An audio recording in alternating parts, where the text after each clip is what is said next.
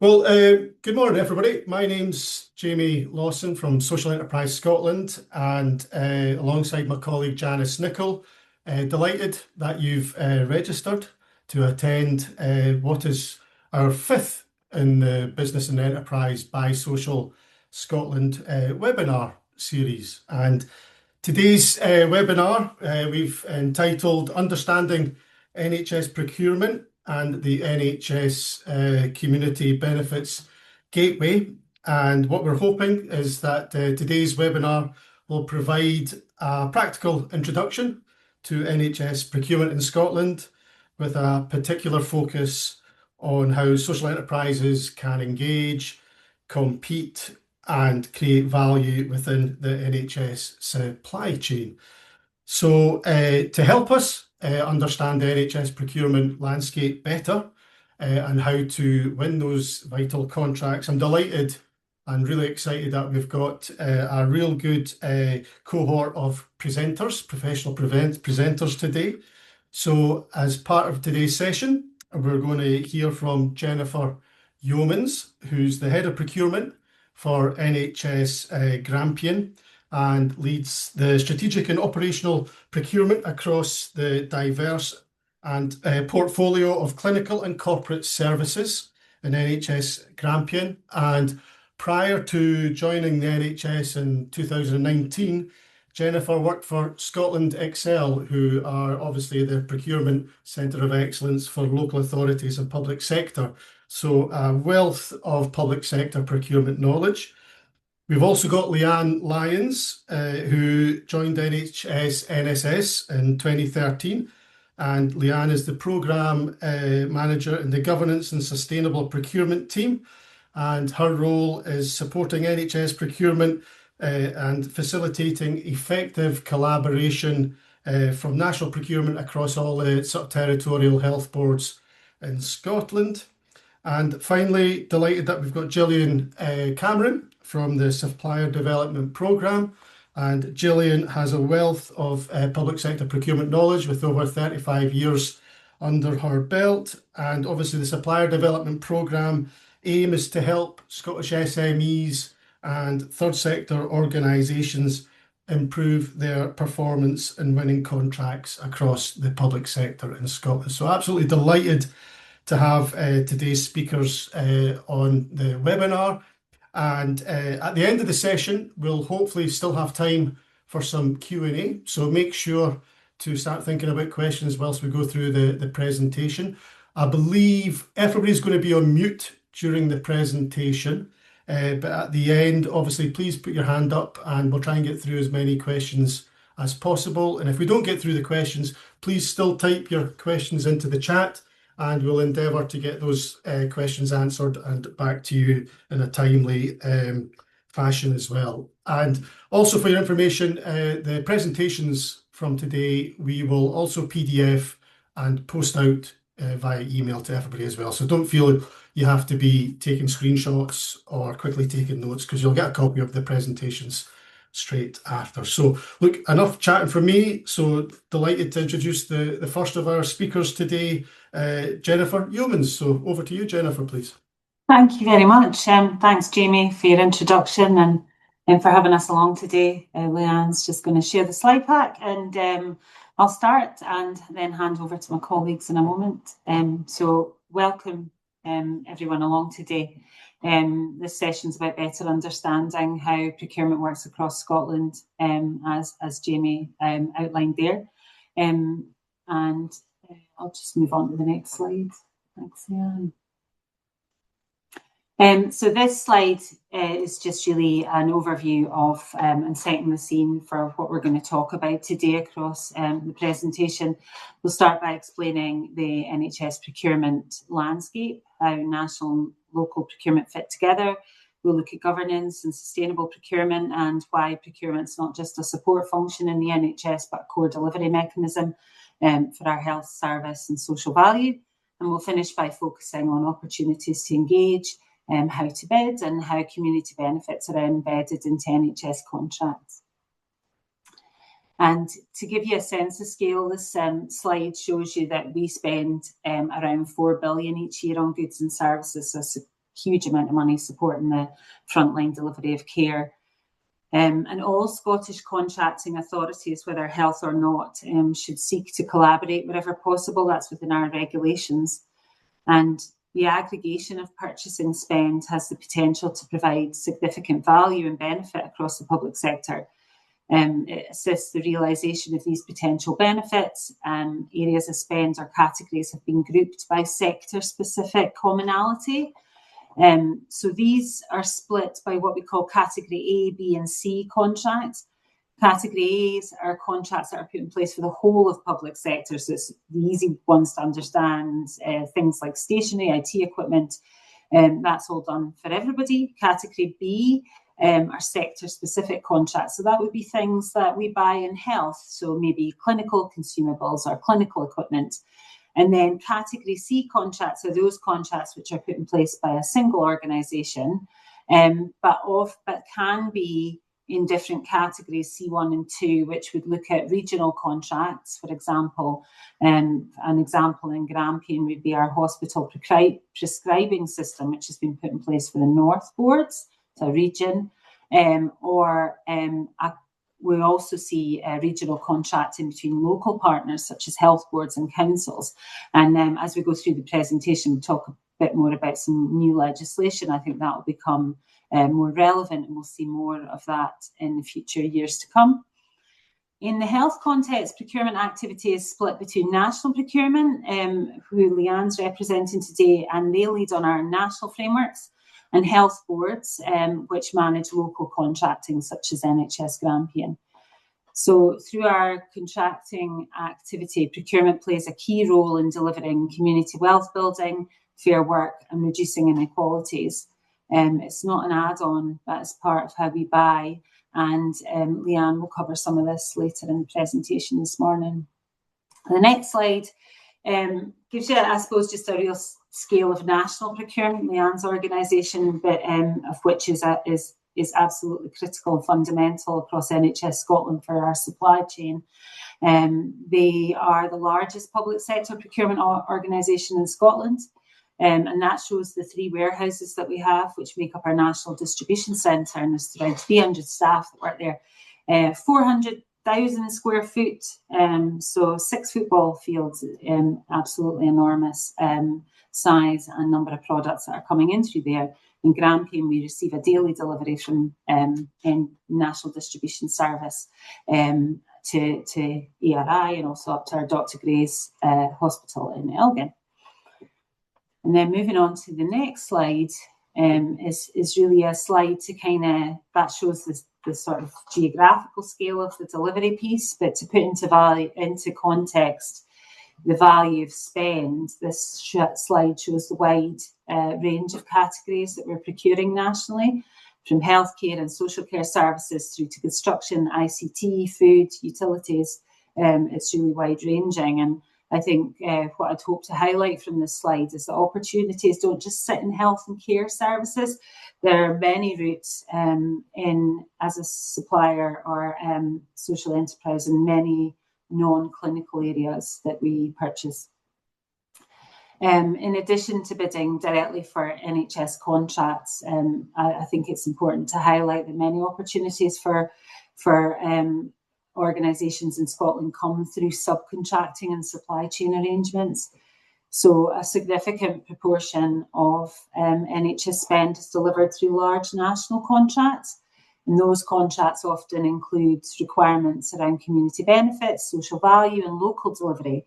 And that is creating space for social enterprises and small, medium-sized organisations to partner with larger suppliers. For many organisations, subcontracting can be a valuable route into NHS work, allowing you to build experience, demonstrate delivery capacity, develop relationships without needing to hold the full contract and all that comes of that directly with the NHS board. We encourage engagement with main contractors and participation in supply chain discussions, particularly where an organisation can add local, social or specialist value. And as buyers, we are looking for opportunities to improve reporting on subcontractors and third sector throughout the supply chain, which, as Leanne will cover, is a real focus of our anchor procurement work. The next slide I have is a busy slide, and I know it's maybe difficult to see, but it was really to be a visual representation of NHS Grampians and spend within my board. We are one of NHS Scotland's 14 territorial boards and covering the region of Grampian. And as it showed on an earlier slide, there are 7 special national boards, and there are boards or organisations such as the Scottish Ambulance Service or the Golden Jubilee Hospital. And we all buy goods and services individually and collectively, and our boards covering a wide variety of size, spend, specialties across Scotland. Some of our island boards very small, Grampians one's up one of our largest ones, Greater Glasgow and Clyde being the largest. Within Grampian, we have an acute specialist services that are provided out of ARI in Aberdeen and Dr. Gray's Hospital up in Elgin. We are also a tertiary and teaching centre in the north of Scotland, and we're a major trauma centre, so that's part of a national network. So a really complex picture of services being delivered. NHS Grampian also provides highly specialist services for Scotland, delivered from ARI, such as the National Hyperbaric Service. We had a trade spend of around 315 million in 24-25. So Leanne's slides come down. Leanne's got off the call. Sorry, I lost signal there, but I'm back. Okay. Oh, you're back no, now. That's fine. Just share again, Leanne. That's fine. Thanks. I saw the slide pack vanish. That's grand. Thank you. I'll go back to speaking about so the Grampian picture. So as I've shown, it's delivering a large geographical area and a diverse population, and that means that we're procuring a really large range of goods and services. And I've got an echo now. I wonder if somebody's on. Unmuted. I'll keep speaking unless everybody can hear. So this gives us a representation of the volume of categories we buy, where we spend money. And yes, everybody's getting the echo.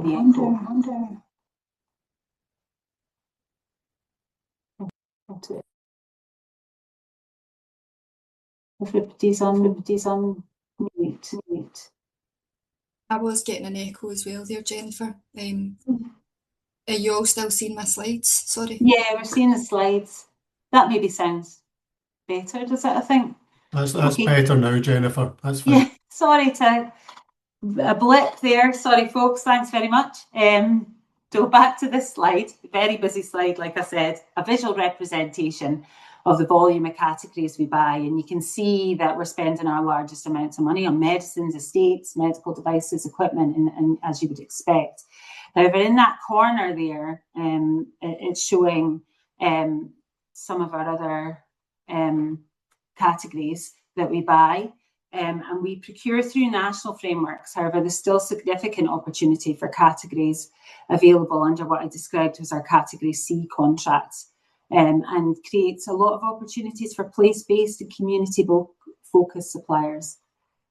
And I think it's worth adding here that all public bodies who spend a certain amount of money are obliged to publish an annual procurement report and also a procurement strategy. So I just wanted to flag that up to you, because if there's a public body you're specifically interested in, and as long as they spend over a certain threshold, then they will publish those documents, and it gives you an outline of some information about what they have bought and what they plan to buy. So it might be helpful in understanding what's going on in your local area, for example. If you want to see what's happening, you can have a look for their annual procurement report.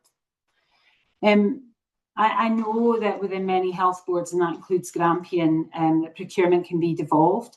So decisions sit close to services, and that brings real benefits in terms of expertise and responsiveness. However, it also creates complexity, and I know that's an issue that we have, is certainly for smaller suppliers, social enterprises, knowing how to access contract opportunities. We often have different thresholds, there's different processes and timescales, and that can make coordination harder. It can reduce the visibility of the lower value spend. We also have different procurement thresholds across boards. Often that's because of the size of our boards. We issue our contract opportunities to the market in a variety of different ways, depending on the procurement strategy that we've undertaken and the spend level. So it might be through a full tender exercise, under a framework that's already been put in place by another body, principally by National Procurement or Scottish Government, but often with English frameworks for us, NHS Supply Chain, Crown Commercial Services. So there's lots of different ways that we are coming out to the market. We also put our lower value contracts, that would typically be under 50,000, out to a process called Quick Quotes, which is where we're inviting suppliers through Public Contract Scotland. And I know Gillian and Leanne will cover that later in the presentation, but about how to make sure that you can access those contract opportunities through Public Contract Scotland. So we know there's varying processes and complexity, and it can make the landscape harder for suppliers to navigate, but we can also limit consistency in applying sustainability and community benefits. And so it's why that we really do have a focus on improving our coordination and our data, and we'll cover that off a bit later in the presentation as well. This slide, just to touch on, is about why governance and sustainable procurement matter in practice. We're guided by the public procurement strategy. So that was a new strategy that came in place a couple of years ago, which places procurement at the heart of delivering wider public outcomes. So it was for the whole of the public sector, not just health and not just local authorities. So that was a bit different and a good approach. For suppliers, including social enterprises, this means that how you operate is as important as what's being delivered. So demonstrating fair work practices, sustainability and positive community impact supports our statutory duties and policy objectives.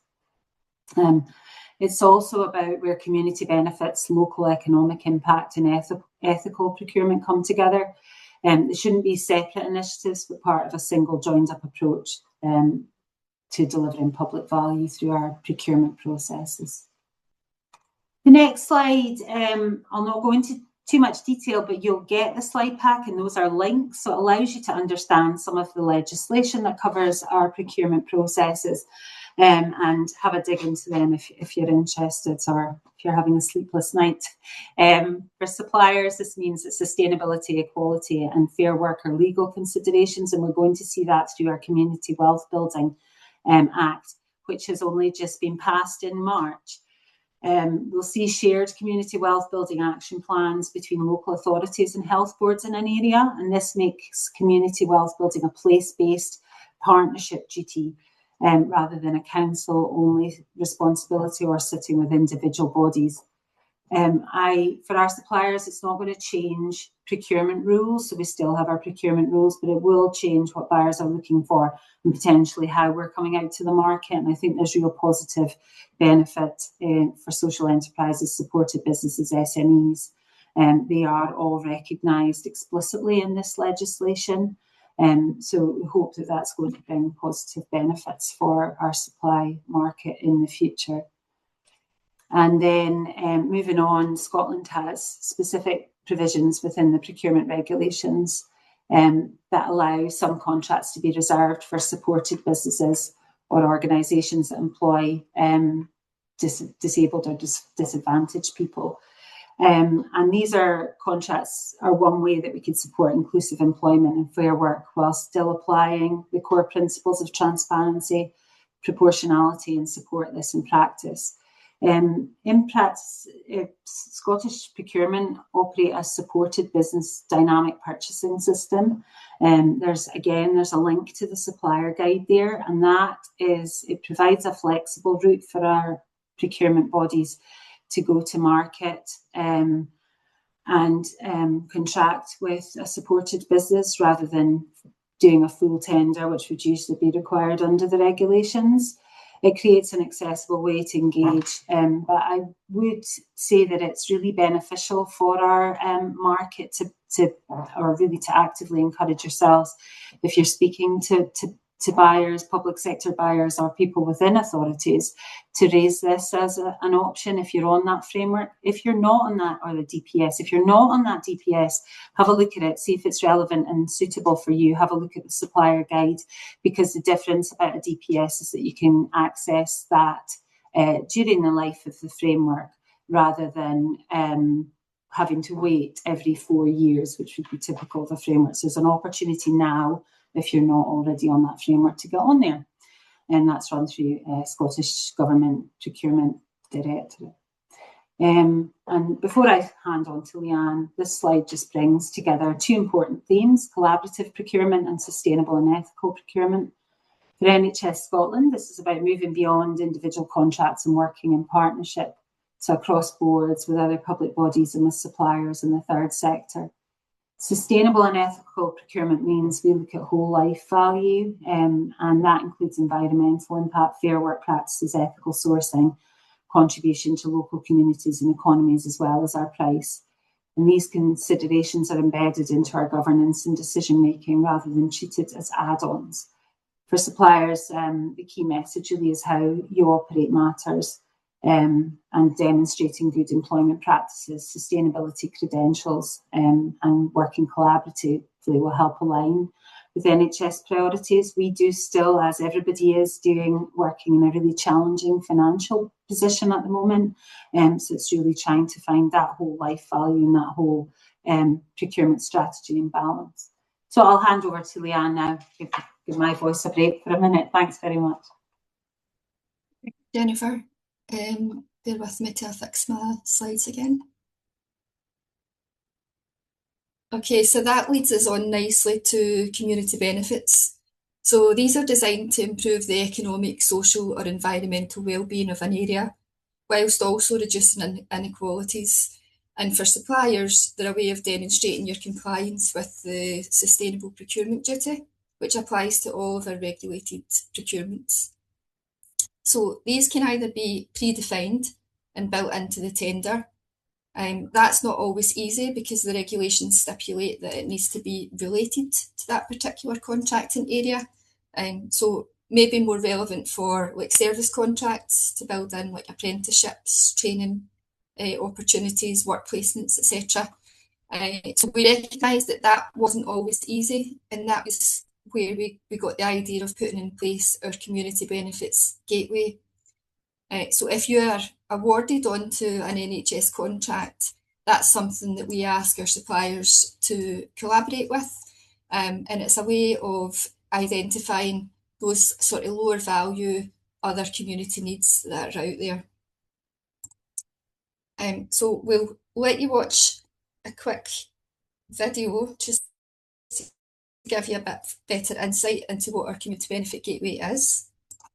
So hopefully the sound works on this. Oh.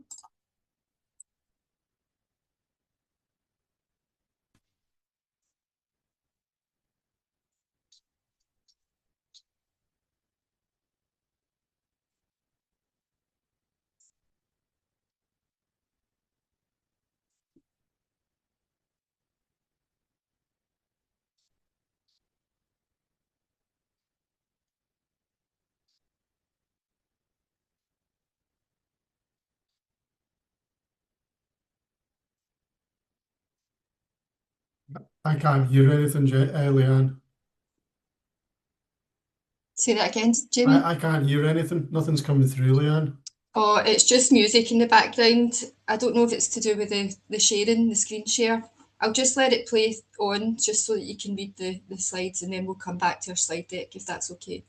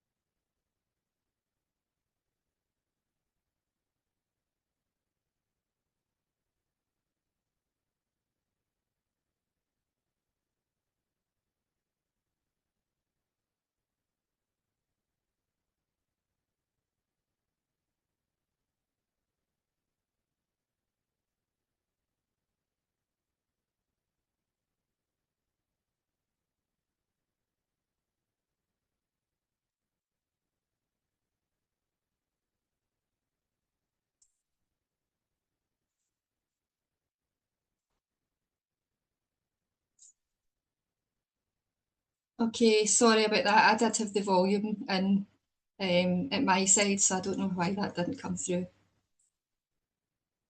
So essentially, this is how our community benefit gateway works. We have just under 1,000 third sector registrations. Now that could be maybe there's a few people registered at the one organisation, so it's not 1,000 organisations. And we've got about 1,100 supplier registrations. And what the gateway does is it allows the third sectors to place a need. And then that comes through to our NHS colleagues, that might be Public Health Scotland and a mix of procurement colleagues. And they will do a triage just to check that the need is in line with the rules and the information that's in there is enough for suppliers to then place a bid.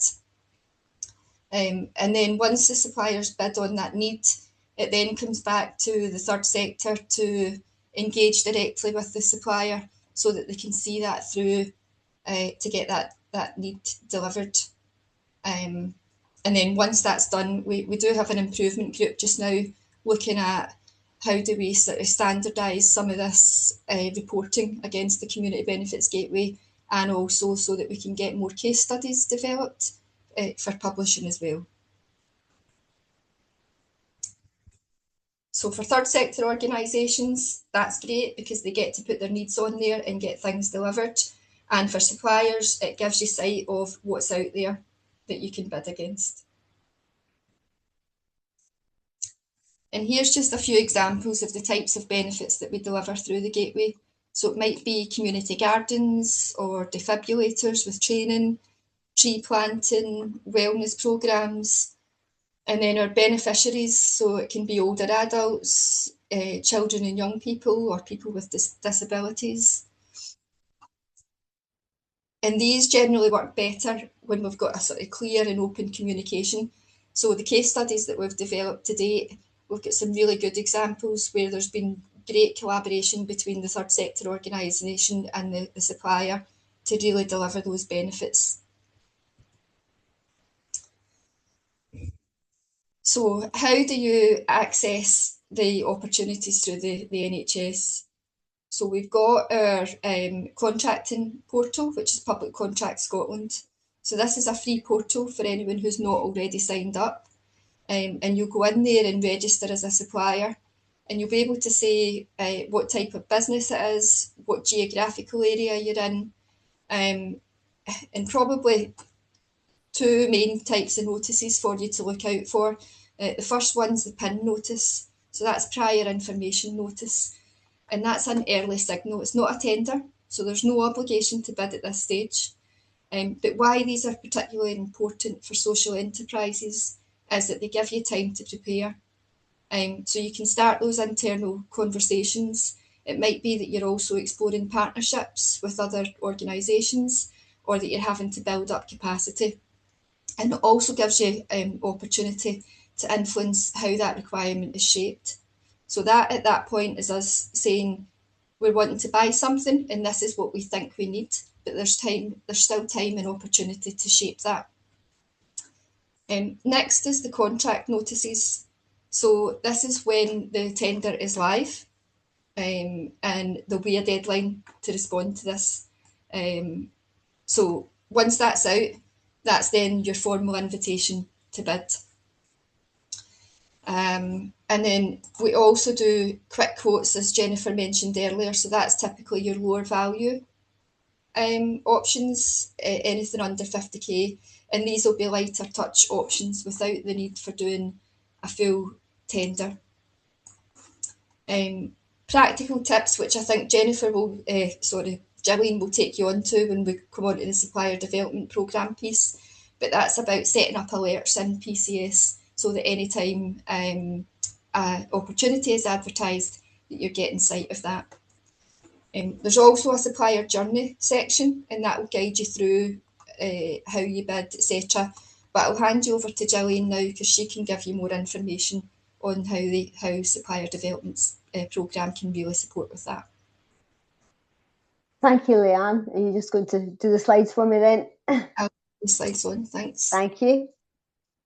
Hey, good morning, everyone. I'm Gillian Cameron. I'm the Programme Manager at the Supplier Development Programme. I'm hoping many of you already are aware of us, but if you're not, we're a local authority initiative that was set up to help small businesses and how to tender and social enterprises as well.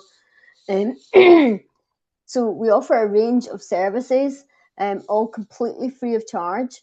So you can sign up with our programme and gain access to all our information, attend our webinars, and find out about what things we're working on.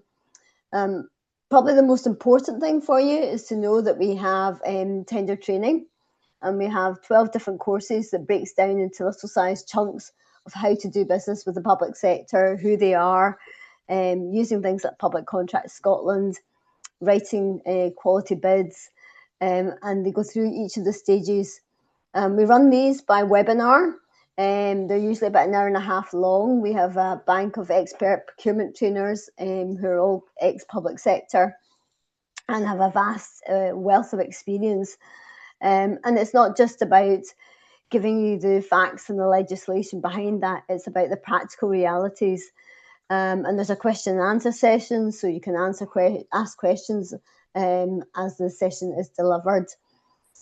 We also have our courses as e-learning, so you can access them 24/7 online. They're little micro courses, so you can run through things like quick quotes. You can look at how to use Public Contract Scotland doing that as well. We work with a range of partners that we have, which are the local authorities, some NHS, and as you can see from this screen here, various other public bodies that we work with. And this is actually really important, because what we're trying to do is when they have opportunities that are coming up and they want to really engage social enterprises and small businesses, we can run more assisted training. So that focuses on their particular contract opportunity. And you'll be able to see on our website a list of all the different opportunities that we're working on. So for instance, we've got one coming up for Police Scotland. Interesting enough, they are about to do in Scotland, if you're caught speeding, there isn't actually a course for you to go on, whereas in England, if you get caught speeding, you can go on a course rather than get points on your licence. And this is going to be introduced in Scotland. So we've got an opportunity at the moment with Police Scotland for people to provide training in that area around that. Next slide here that Leanne's just put up is about the courses. So we run our courses probably about 3 times a year, and we've just come back round to start them again.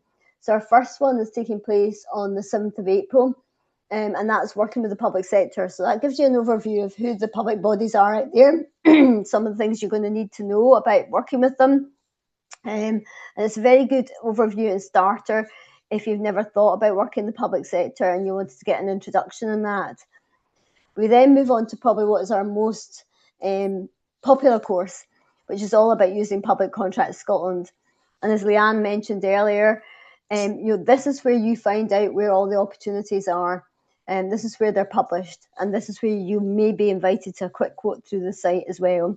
So it's really important for you to be registered in Public Contract Scotland and to have your profiles correctly filled out. There are 2 types of profile. One is to get your contract alerts, which send you the opportunities that match your profile. And one is kind of almost like your shop window, your marketing. And that's where when buyers are going on to Public Contract Scotland and are trying to look for suppliers that might fulfil a requirement that they would like to invite to a quick quote, they will look for your profile. So it's increasingly important that you get that profile right. So I would strongly suggest that coming along to this webinar on the 15th of April, it'll give you great insight into how to get that profile right, to make sure you're registered on there, and to make sure that you are tender ready for opportunities that are coming up. I think that's really important to you. Next slide. So as part of the services that STP work on as well, is we run several Meet the Buyer days. These are opportunities for you to come along and introduce yourself to a variety of buyers. We have our national event, which is the biggest event we do every year. We kind of pivot between Edinburgh and Glasgow, and this year we'll be back in Glasgow. Again, it's a free event for you to attend. And also we have a range of other events that are coming up. Meet the Buyer events, which are local Meet the Buyer events. So Dumfries and Galloway. We go up to Aberdeen for Meet the Buyer North in September.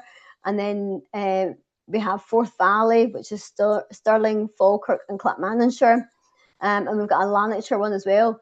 There are a couple of other ones in the pipeline as well for the Ayrshires and for Fife. So please keep an eye on our diary. Make sure you've signed up to our newsletter, because that's where you'll see the new opportunities that are coming on for you to come along to tender training or find out about Meet the Buyer events, to come along and introduce yourself. So hopefully that gives you a good overview of what STP can provide for you and what we can do. As I say, it's free for you to sign up. You can just sign up on our website. I think there's one more slide, is there, Leanne, that's got that on there? I think that's the last slide. Okay, is that the last one? Right, yeah. Okay. So yes, if you just go to our website, stpscotland.co.uk, you can sign up for our alerts for any of our free tender training, and I hope to see you coming along to some of those shortly. Thanks, Gillian. We will include that last slide on the PDF slide pack that gets sent out from Jamie and Janice. Great, thank you. Okay, so moving on to looking at other opportunities to engage. So we have an anchors group, which is made up of mainly heads of procurement across NHS Scotland. And one of the strongest messages we heard from boards was that anchors delivery needs better data. So not more reporting, but better insight. And this slide's about what are we doing to respond to that. So we're working with Scottish Government and ELCOM, and they've got a management information platform, which is basically pulling data from different sources. So we're pulling all of our spend data into this. Gillian's also feeding in the Supplier Development database. So if you're registered on the SDP database, your data will be getting pulled into this platform as well. Jamie is giving us your Social Enterprise Scotland database. So if you're on there as part of their catalogue, we're pulling that in. And why that's particularly important is that we're looking at setting up geographical reporting as well. So not just existing suppliers, but what other suppliers are out there in the market. So this will start to give procurement officers visibility of if they're looking at a particular contracting area. Do we have SMEs in Scotland? Do we have supported businesses? What social enterprises are out there? Also looking at what businesses are paying the real living wage. So that will help them when they're constructing their tender.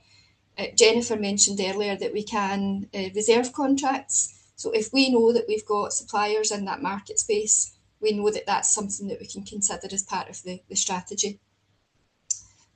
So that's about giving procurement good data visually to help them inform those important decisions. So what we'll be looking at through 26-27 is a targeted work plan approach. So we'll be looking at what tenders are due across the different boards and doing a supplier mapping piece so that we can easily identify is there contracts that can be reserved. We know we've got opportunity to improve in this area. We can look at how do we construct that tender? Do we build higher weighting in for social impact or for sustainability? And that will all depend on the commodity area and the suppliers in the market. But hopefully that will help us drive improvements, increase spend with SMEs, social enterprises, and also help us to start to build a subcontracting register. So Jennifer mentioned that a lot of our opportunities are subcontracted, and that's something that we don't have national sight of just now. So we'll be working on that through 26-27. And these next statistics are taken from the Scottish Government annual report for procurement activity. So massive 17.5 billion spend across 23-24, and that's all public sector, that's not health. So an economic impact for Scotland, they've reported 14.7 billion, and that equates to 120,000 jobs. And And then their economists will have worked out that for community wealth building, that's 9.5 billion to Scottish suppliers, and a significant number in there for third sector, 1.2 billion in the one financial year. So what does that mean for Scottish suppliers? So out of the 1,700 odd suppliers that were awarded in 23-24, 71.5% of them were Scottish based. 60% were Scottish SMEs. So hopefully that gives you confidence that there are opportunities out there. It might be through subcontracted, etc. But that's something that through reporting we'll be looking to hopefully demonstrate growth through 26-27. So these next charts are taken from the MIPS platform that we just spoke about on the previous slide. In this particular, these are just health related. So this is looking at of the 4 billion spent across health in 24-25, we had 1.28 billion that were organisations in Scotland. The next split gives you the split by whether they're large or SMEs.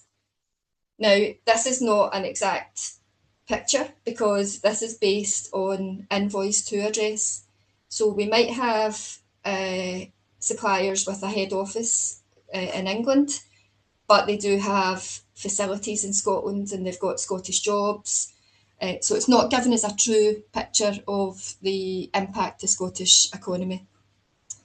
And a lot of that sort of spend elsewhere will be made up of the higher value spend like pharmaceuticals, medical equipment, things that are not we're not able to always source in Scotland. And one of our sort of main focuses across the last year has been increasing the level of engagement we've got across our partners. So we're working closely with Scottish Government from a policy perspective and also from the data perspective to really improve our data and look at how can we start to drive improvements across Scottish economy in line with regulation. So Jennifer touched on that earlier, that we are working within the procurement regs. We're also working closely with Public Health Scotland. So they've just recently published a child poverty dashboard. So we'll be looking at how do we use that data to really inform our tenders. If we've got areas where child poverty is higher than what we would expect it to be, that's information that we can use to help build social impact, build in jobs, living wage, etc. into tendering. We're obviously engaged with Gillian through the Supplier Development Programme. Gillian sits on our anchors group as well. We attend the Meet the Buyer events, and that's an excellent way for you to come speak to local procurement and national procurement at the same time, and of course other organisations, public sector that will be there.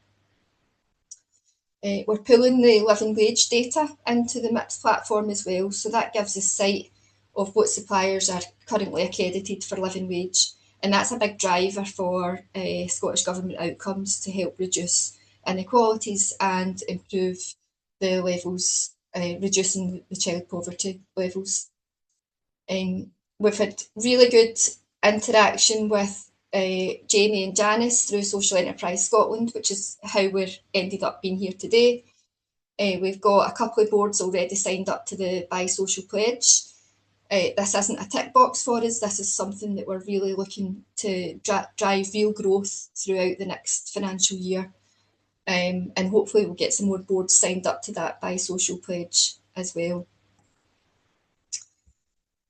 So a key message from this slide is that we've got these foundations in place, we're building these relationships, we've got good governance, we're really working to improve our data so that can help us make those important decisions through procurement activity.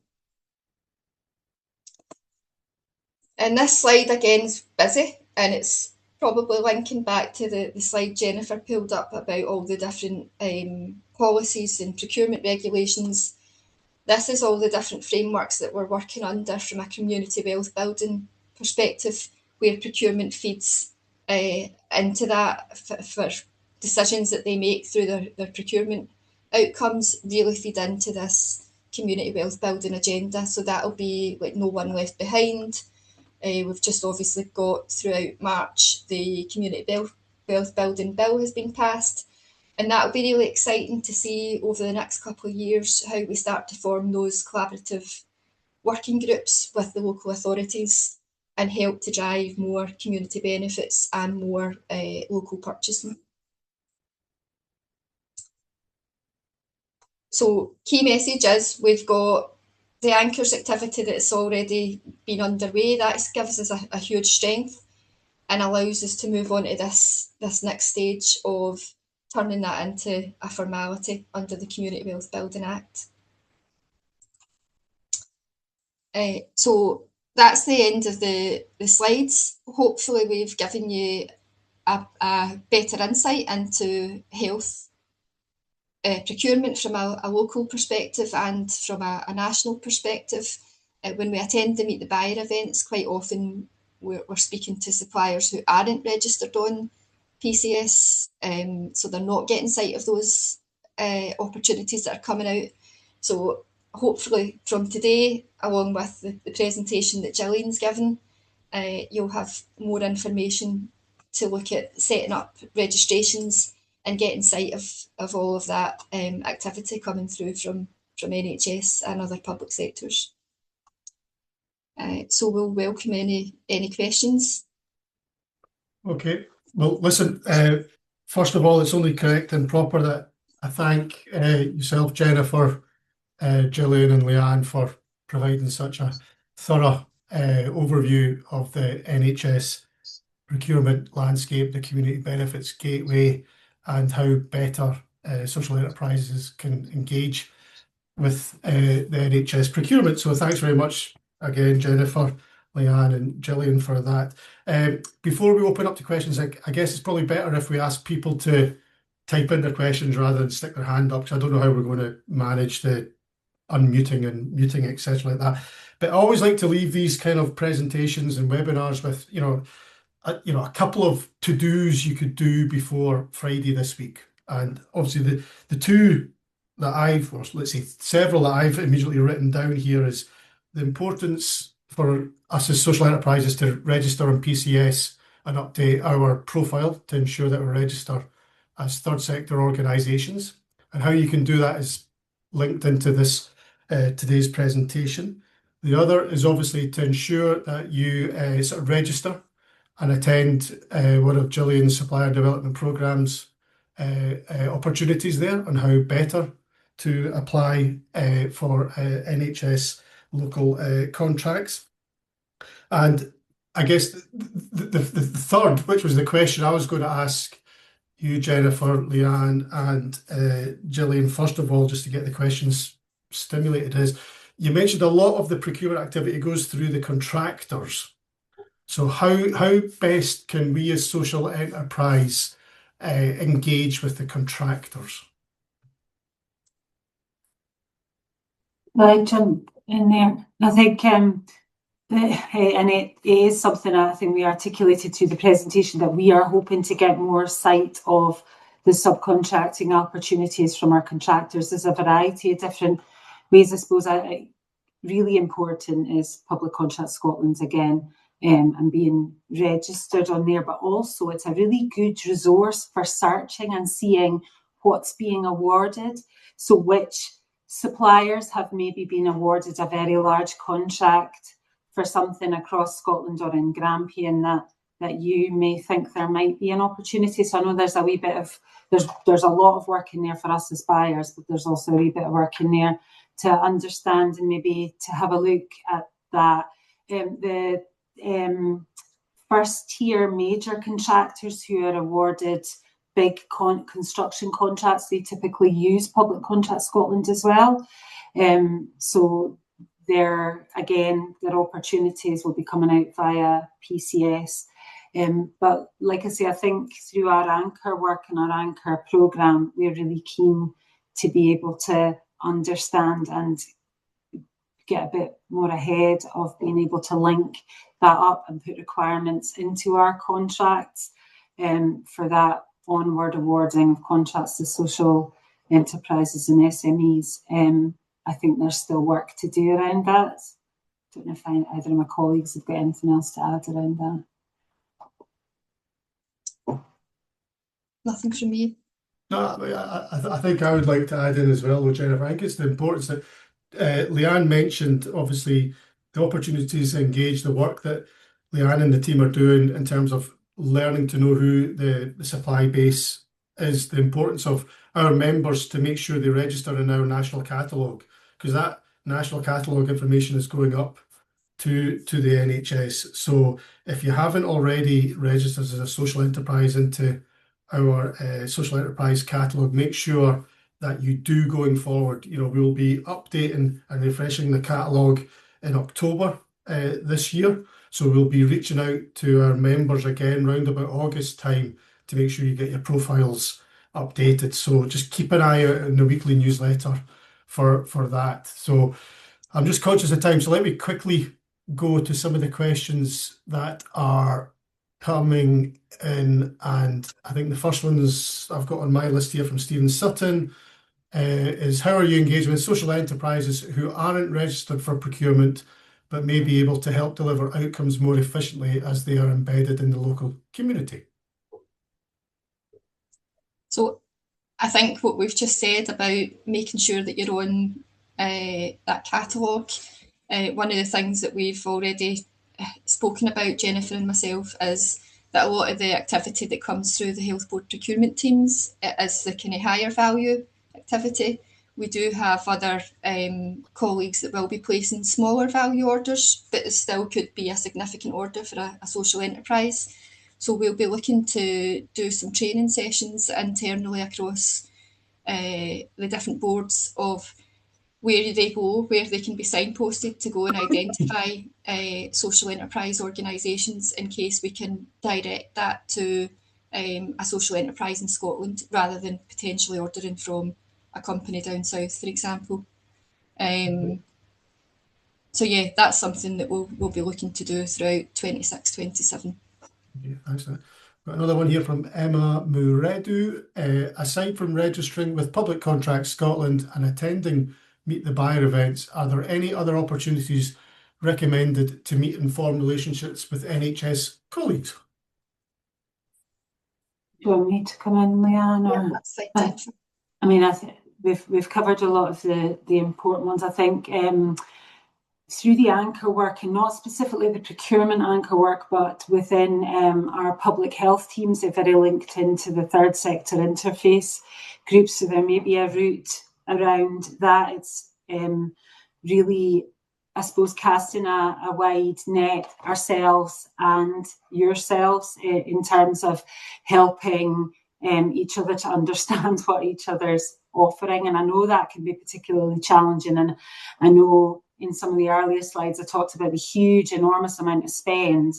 And often for organisations such as yourself, it's often the smaller spend that we're trying to capture, which would be done through PCS. But there's, I think, the closer links that are being developed with Social Enterprise Scotland, and particularly with National Procurement through our anchor group, will all help us to identify the opportunities that are out there. I talked a bit about the complexities and difficulties of devolved procurement within a local board, which means that procurement decisions are often being made within services, particularly at the lower end of the spend. So it's really trying to make sure that we understand what capacity and availability there is out there through social enterprises, and we're doing that through promotion within our health board around the Scottish Government DPS, around the Supplier Development Programme, and the resources that they offer for ourselves as well as for yourselves. So that's some of the areas. Meet the Buyer, again, we talked about that. I'll be at Meet the Buyer in Aberdeen for anybody that's up in this area, but also we'll hopefully have NHS Orkney, Tayside, Highland will also be there, all the councils, so that there's opportunities to come and have conversations. But please do, if it's Grampian, or if we can put you in touch with somebody, please do get in touch, and we can try and see what's available. Okay, thanks, Jennifer. I've got a question here from Alan McEwen. I'll leave your question, Alan, because I think that's more specific regarding the community gateway, and I'm sure Leanne and the team will be able to revert back to you on that one out with this meeting. The next one is from May at Sunny Cycles, and it's, have we got any specific examples of contracts with social enterprises which have met your community wealth building, etc.? I was probably, I don't have, I wondered about the Hey Girls contract, Leanne, and I don't know if that was the one that you were away to come in, but I know they're a Scottish social enterprise providing period products. So that may be one, you know, it may be helpful if they're able to gather. I know there's been some other examples through the anchor routes as well. Sorry, yeah, the Hey Girls one was a recent example where obviously there's each health board is its own buying organisation, so they're doing their contracts direct. I know that we did a new order for Hey Girls through NSS, and through our Anchors group, that's a platform for collaboration. So we brought that to the Anchors group to say, is this something that other boards can also have a look at? So having that collaborative group in place is really good, because if one board brings a good example, that's something that we can maybe look to roll out across other boards as well. Yeah, and I was certainly at a meeting the other week there, Leanne and Jennifer. I was obviously aware of the NHS Lothian engagement with the Scran Academy in Edinburgh and the space at Broomhouse in Edinburgh. So they were two catering social enterprises, and tremendous work that they've done with NHS Lothian. So that's another really good example of that. Okay, I've got a question here quickly from Deborah Hughes. Where reserved contracts were mentioned for organisations who employ disabled, disadvantaged individuals, does this include volunteers working on an organisation or strictly employees? I'm not sure I know the answer to that, and it might be one. I think that's a legislation one that I might have to go and look up the answer, unless you know, Leanne. Yeah, I don't know the answer to that, so we can take that away and feed that back through yourself, Jamie. Yeah, I think I would have to go to policy and government procurement, wouldn't it? Yeah. Okay, let's move on. Another one from Stephen. How important is it to be registered for the real living wage? We pay the real living wage, but are not registered, as that costs money, which is better used to deliver services. Yeah, so we've recognised that we do have a number of suppliers who are not accredited. As you say, there is a cost to that, and not every organisation will go down that route. We do have reporting in place that we've not maximised using, and that allows us to pull in where we've awarded a contract to a supplier who is paying the living wage. So we will be looking to develop that through that MIPS platform as well. So hope that will only give us for contracts that we've already awarded. That will not allow us sight of that for those geographical reports.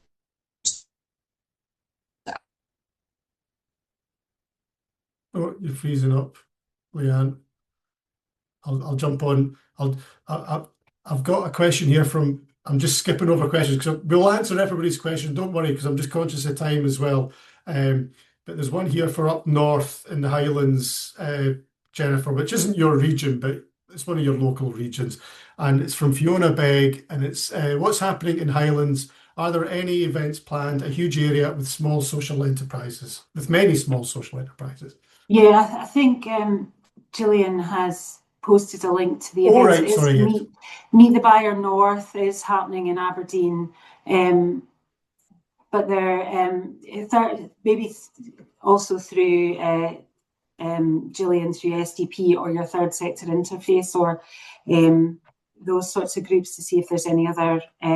But it does move about. We have had the Meet the Buyer North in Elgin before in my time. I'm sure it's been in Aviemore, I think. So it does move about. But this year it's in Aberdeen. Okay, thanks. And I'll take one last question here, and then we better wrap up the session, conscious of time. Is What is the minimum yearly income and staff number for a third sector or social enterprise to be qualified to tender and work with subcontractors? And that's from Ula Shola from the Bridge. It really does depend on the contract opportunity. Obviously, that relates for a huge contract opportunity with a lot of risk of something folding during the contract period. There's a lot of risk to the board. We would be requiring that. I don't know that there's a minimum yearly income through any other. I think it would be considered as part of the procurement process. So that's probably not something I have the answer to. Okay.